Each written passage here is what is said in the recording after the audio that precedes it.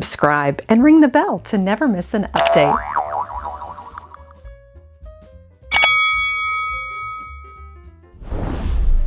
Hello everyone! Today on Lady Mary Bath, we are shopping Max Miller Antiques, located at the Marketplace Antiques and Collectibles. You can find Max's shop in the Houston Thrift Guide and on the map. It is a treasure trove of antique and vintage glass. Lots to learn and discover today. Join me.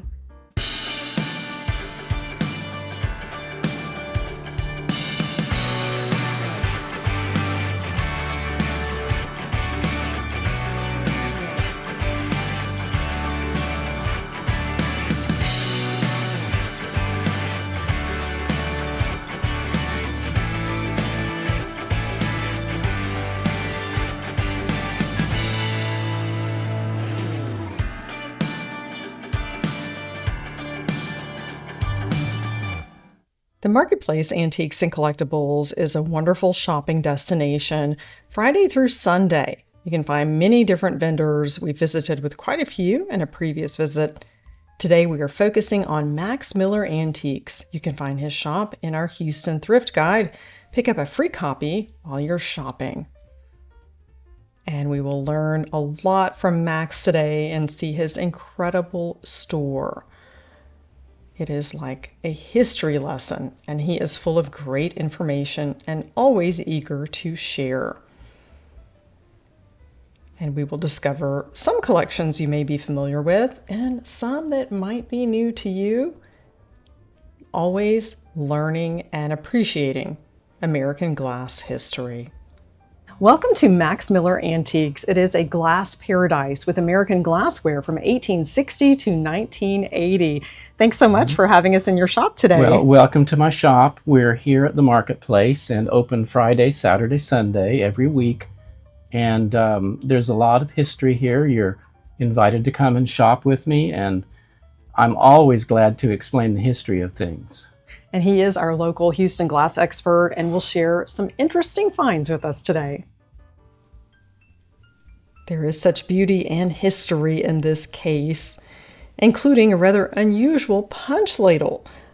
I'm often looking for these when I'm out thrifting. You will notice the handle is American Brilliant. That represents an interesting time in U.S. glassmaking history. I will share more of that with you as we are shopping the store today. Would be a great gift for someone who has the perfect punch bowl and just needs a ladle. This stunning candelabra is from Steuben. It was designed by Frederick Carter. You will notice the Venetian influence with the vase in the center. The reverse Amberina pitcher set is quite unusual. It is from the Libby Glass Company. Another unique item is this Heisey fish vase. It was designed by Royal Hickman, made in the 1930s and 40s, when Heisey had a line of crystal animals. It's priced at $295, and I'm finding this for $400 on the secondary market. Max's prices are quite fair, and you can certainly start a collection or add to it. From Farber Brothers, the Chromecraft featured Cambridge inserts. This ruby punch set is calling. It is quite unique. We'll take a look at the design, and I will tell you more about the history of this piece and the absolute perfect color. From the Cambridge Glass Company, we have the Ideal Punch Set. With the shape, it is somewhat of a space saver. I can see this on a sideboard or even used as a centerpiece. Has a daisy and button band design on the bowl and on the cups. It is known as the Cut Wild Rose pattern in the Carmen red. Tucked here in the corner is a sand-carved vase from the Tiffin Glass Company. It features a Russian Cossack dancer. They also made one with a male counterpart for the perfect pair. Roosters are more popular than ever. This was made in the 1940s by Payton City, a glassworks in West Virginia. Max will share a very special collection with us, one that was developed by George Ravenscroft in 1675 when England was a major producer. There's a special ingredient in the formula that was later replaced by lead oxide. In the 18th and 19th centuries, this type of glass flourished in the U.S. and cities such as Boston, New York, Philadelphia, and Baltimore. I'm frequently asked what's the oldest glass in your store, and it's a good question. It would be flint glass, and flint was produced. It's early American flint glass made in New England, and this is a bar bottle by Sandwich Glass Company. It would date to around 1840 approximately. And another example is this Horn of Plenty design, and also a sandwich pattern. And flint can be determined by its clarity and the weight. It's a bit heavier than the later glass, which was a soda lime formula.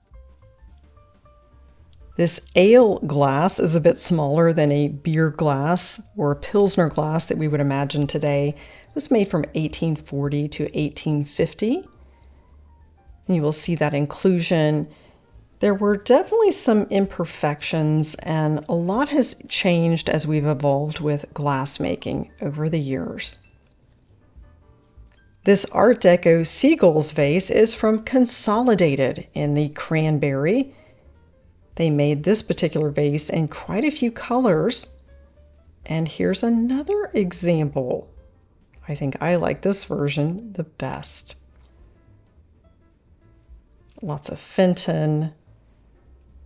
And one of my favorite time periods in glassmaking history. American Brilliant. When I'm the guest speaker for historical societies, I often refer back to this time period and bring examples. I find it fascinating, especially how cut glass came to America. I will tell you more about this.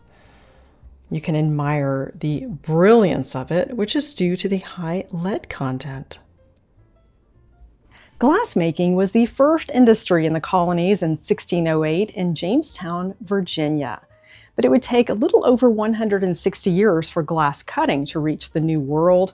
A German immigrant, Henry William Stiegel of Köln, founded the American Flint Glass Manufactory in Mannheim, Pennsylvania, and the first cut glass was produced in 1771. The turning point with popularity of American Brilliant glass was in 1876 at the Philadelphia Centennial Exposition, celebrating America's 100th birthday. They had record attendance with the rail system, and everyone was absolutely impressed with this beautiful cut glass. This is an ice cream dish. This would be a nice addition to your collection. Each piece of American Brilliant that you see usually involved two separate factories, hot and cold. One produced the glass and the other cut it. With 33% lead content, we find the durability and brilliance. It is unparalleled. As a comparison, Waterford Crystal had 24% lead content in their classic pieces. The perfect sugar and creamer. We see some European influence with the Hobstar design carried out with the bowl and the base. This would make a wonderful wedding gift. Such rich history in these pieces, and it also has applied handles. By 1899, the middle class embraced American Brilliant, and having a pitcher placed on your sideboard was considered a status symbol. One of my favorite tabletop essentials is sitting pretty and the top shelf advantage. The Cambridge ball pitcher, McKee rock crystal, the feather Doric pattern that was made by Indiana and McKee. I will also share some that are outstanding. An instant collection of this tabletop essential. Pitchers can be practical and make great gifts. You can use this as a vase or for homemade custard sauce. There's a lovely selection here. This is the Mardi Gras pattern from Duncan Miller from 1890. With so many pitcher choices in the shop, I have chosen two to highlight. One was originally designed to honor an admiral, and the other one is a graceful addition to your table. Max has some exceptional pitchers, including this amber beauty from 1898 from the Indiana Tumbler and Goblet Company. It was originally supposed to have Admiral Dewey's image molded in these oval medallions. They decided on a larger piece at the last minute, and this was made in several colors. A very special pitcher from Heisey. This is the Graceful Swan. You will see it in the handle and the feathers in the main part of the pitcher. The Crystallite line was introduced in 1938. It was made continuously until they closed in 1957. This is an ice lip jug, and this feature definitely adds to the value. It is quite a rare piece. Westmoreland is known for the paneled grape design. It was their most popular line, but you may not realize they actually made this in ruby. It had a shorter run, made from 1967 to 1971, whereas their milk glass was from the 1940s to 1984. And if you're looking to add a pop of color to many different seasons, I find that red is a great choice. And you could add interest to your tea table with this ruby, creamer, and sugar in the classic pattern. Carnival glass is highly collectible with an interesting process to give it that iridescent sheen. I've shared the history in a visit to Ma'am resale and also at the Houston Glass Show. My favorite manufacturer of the Carnival glass is Imperial. I find that it has a more classic look. There are many different patterns that have the beautiful etching. One that stood out to me when I was a young bride is Fostoria Navarre. I found a set of dessert plates affordably in an antique store. It features a delicate floral etching. This pattern was made from 1936 to 1982. And in the early 1970s, they actually made it in pink and blue. They sold to Lenox in 1982. It was made for another 10 years. It is harder to find in those colors. And there are some unusual pieces too. Max is showing us this Fostoria Navarre vase. Not quite as many made as the other pieces, and it makes it more valuable. From Westmoreland, a milk glass hand-painted wall vase with the original manufacturer's sticker, and it is handmade. Fostoria American has an interesting and rich history with U.S. glassmaking. It was the most prolific pattern. And there are many different pieces. Here's one that I will show you, which I have not seen in person before.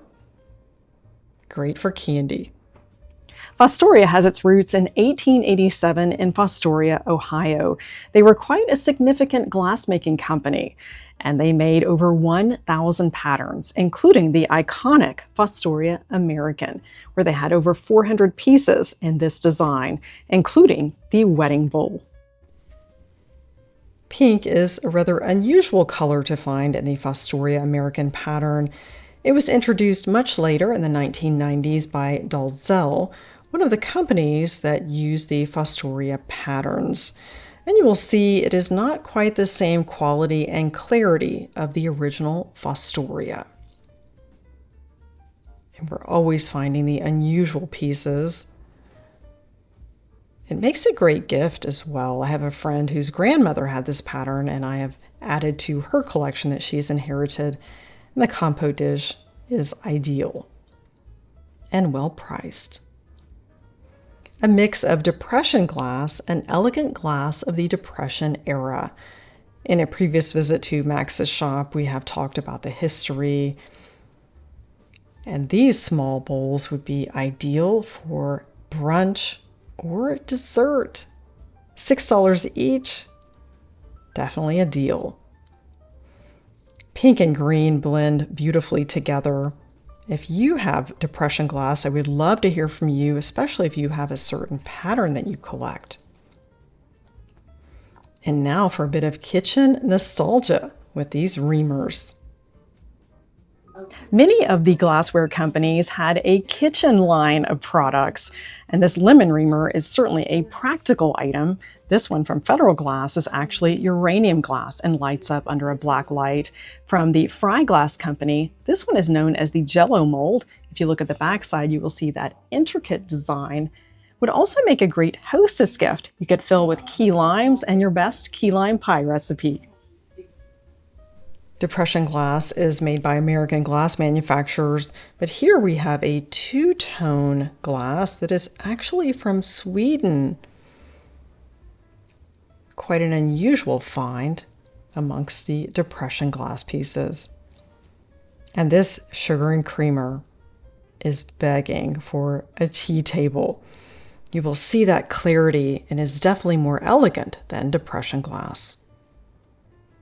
Another lovely cream and sugar set. This is from the Cambridge Glass Company in the Lorna pattern. Elegant glass of the Depression era, priced at $95. Be great for your tea time and makes a wonderful gift.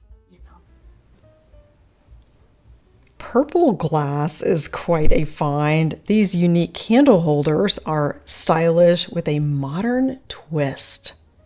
Priced at $49 for the pair. We've seen the Westmoreland glass and that ruby paneled grape. How about amethyst?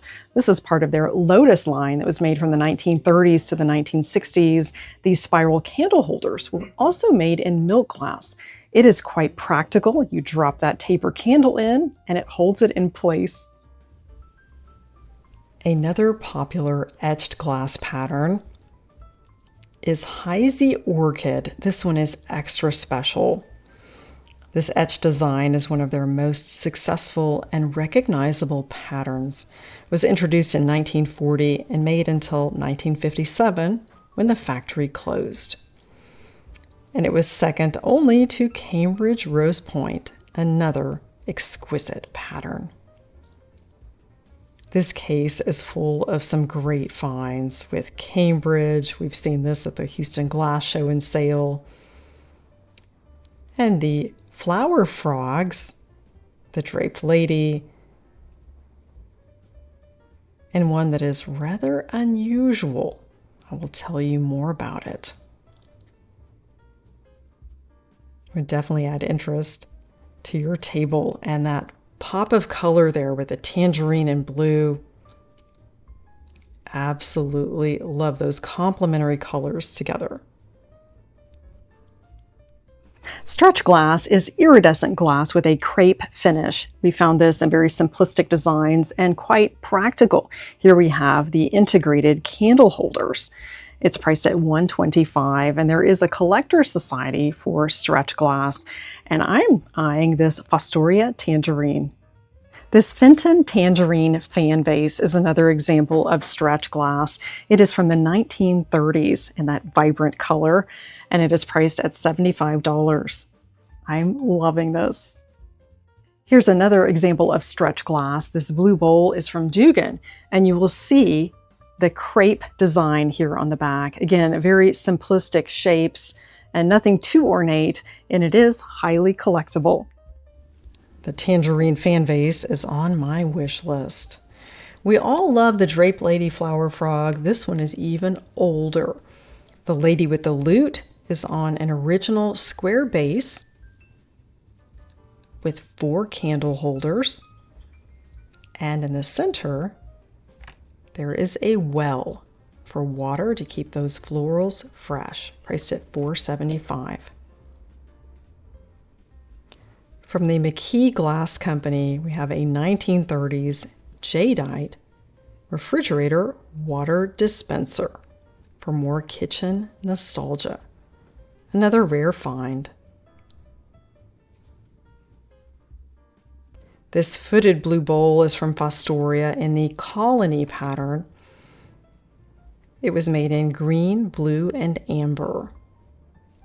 It is brilliant. I can see this with florals, fruit, or just about anything, even seashells for this time of the year. The kitty cat box is from Atterbury. An earlier company, they were known for their covered animal dishes with attention to detail. Save the date for the Houston Glass Show and Sale, held August 16th and 17th at the Fort Bend County Fairgrounds in Rosenberg. Vendors come from all over the country, including those states known for glassmaking: Ohio, Pennsylvania, West Virginia, and always lots to discover. The Fostoria Grape Brocade Fleur-de-Lis sandwich server was made from 1927 to 1929. Good things do come in small packages. This collection of cordials would be a unique way to appreciate glass from the past, including the Bryce with a green base, Tiffin, Fostoria, Morgantown Ruby. So many different brands, manufacturers, and including the Fostoria, Trojan, and Navarre. Have some ideas to share with you and how you could start a collection of these. Start a collection of miniatures. You can honor the craftsmen and their skilled work and designs over the years. Instead of having 12 different stem patterns, you could have a dozen unique cordials. There's a great selection here, and you can use them in a myriad of ways, including for mouthwash in your guest bath, or place 6 or 8 down the center of your table with posies for a unique centerpiece. Cambridge Caprice was introduced in 1936. It has a scalloped design. The moonlight blue color was produced until 1954. The line was comprised of over 200 items. The molds were later purchased by Imperial Glass and made in other non-Cambridge colors. And here is the Imperial Glass candle wick pattern that was introduced in 1936, made until 1984. Max has had a visit from some of the descendants of the president of Imperial Glass, and he's also connected to Fry Glass. I think they all find him. They know he is the source and the expert for fine glass. Candlewick is a classic. The brilliant blue is another top shelf advantage.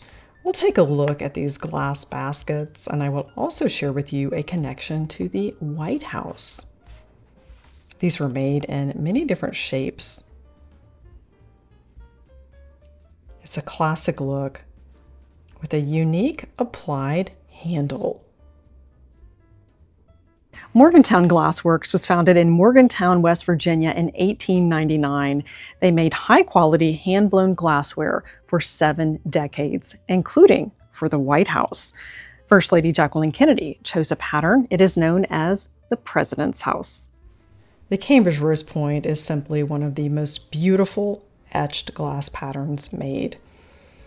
There is attention to detail in the stem, not just the bowl and the base. Max will share some interesting information with us on uranium glass. And there are some pieces you may have in your collection that you don't realize are actually Vaseline glass. Max has a great selection of uranium glass. He's going to tell us more about it. There is a fabulous cake stand, a lady's spittoon, and the very first nightlight. You may remember some of the uranium glass we saw on a visit to Cherry Street Antiques, and I share the in-depth history. And we'll also see some at High Street Antiques in Dallas coming up. We all love cake stands, and this one is quite unique and a rare find. It is made by Central Glass. This Wheeling, West Virginia company was founded in 1863, known for its patterned glass, tableware, and colorful glassware, including the log cabin and coin glass patterns. The original nightlight, this miniature hurricane lamp, that's also Vaseline glass. And Max will show us this piece as well.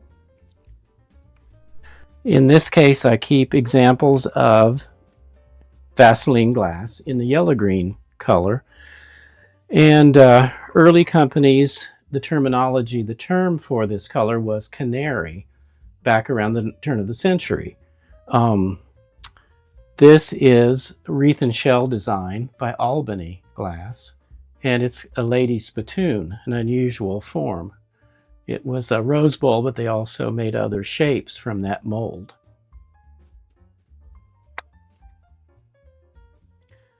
And this is an example of a cake stand by Central Glass. And currently this is the most sought after of all the colors in glass that I carry in the store. And it tends to be among younger people who find it fascinating. It will fluoresce under a black light, so that's an added attraction for people. And they made a lot of little small novelties. This is a canoe shape in daisy and button design. And many different companies, Adams, Central, they did their own versions of daisy and button. Add interest to your breakfast or brunch table with vintage grapefruit bowls. These are from Heisey in the Pied Piper pattern, part of their neoclassic line. A hint of pink would certainly add interest to your table for spring, summer, or any season. From the Cambridge Glass Company, it's the Imperial Hunt Scene. Lots of detail with this one. And it was made on the Decagon blank. Cambridge Wildflower was a very successful pattern for the company, second in popularity to Rose Point. It's always interesting to find a modern design. And here we have one that is from Fry in the Aztec pattern. It's similar to the Haley designed rare Ruba Rhombic Art Deco pattern. A pair of ice beverages would be a nice addition to your collection. And these are absolutely amazing. I'll tell you all about them. Amber and Celeste from Steuben Glass. We see the amber bowl and the blue stem. The two-tone we saw more in the 1920s under the design leadership of Frederick Carter. By the 1930s, Steuben was making mostly clear glass, and that makes this extra special. A brilliant blue pop of color with this vintage cake pedestal. My friend Carrie is a baker and collector. She has cabinets full of antique and vintage cake stands. I enjoyed learning about flint glass from Max Miller. There is lots to discover here in the shop to add to your collection. You can find great gifts, and you always leave learning a bit about some glass maybe you didn't know before you walked in. Definitely an enriching experience and always fun to shop his store. So glad you joined me today for Max Miller Antiques. We learned a lot about antique and vintage glass, and this is a great opportunity to add to your collection. Be sure to mark your calendars for the Houston Glass Show and Sale. You can find them in our Houston Thrift Guide special events section, August 16th and 17th at the Fort Bend County Fairgrounds. Thanks again for joining Lady Mary Beth. Elevate your everyday with vintage glass.